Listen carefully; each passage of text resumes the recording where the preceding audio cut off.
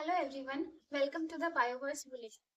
आज मैं आपको समझाने जा रही हूँ benign tumour versus malignant tumour.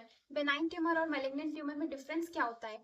इसके लिए पहले हमें जानना जरूरी है कि ट्यूमर क्या होता है।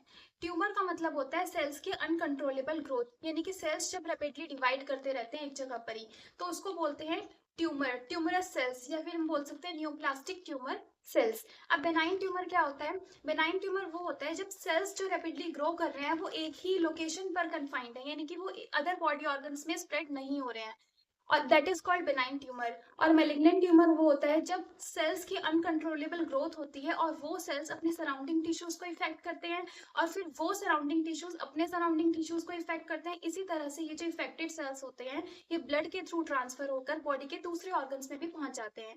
इसको बोलते हैं मेलिग्नेंट ट्यूमर। और वहां दूसरे ऑर्गन्स पे जाके, दूसरे बॉडी पार्ट्स में जाके वो जो इफेक्टेड सेल्स होते हैं वो नया ट्यूमर ग्रो करते हैं, जिसको बोलते हैं मेलिग्नेंट ट्यूमर। अब इस ट्रांसफरेबल प्रॉपर्टी, ये जो सेल्स के इफेक्टेड सेल्स के ट्रांसफर होने की प्रॉपर्टी है, इसको बोलते हैं मेटास्टेसिस। यानी कि बेनाइन ट्यूमर के पास मेटास्टेसिस की प्रॉपर्टी नहीं है और मेलिग्नेंट ट्यूमर के पास मेटास्टेसिस की प्रॉपर्टी प्रेजेंट है।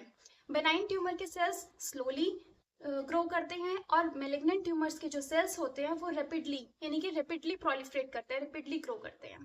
Thank you.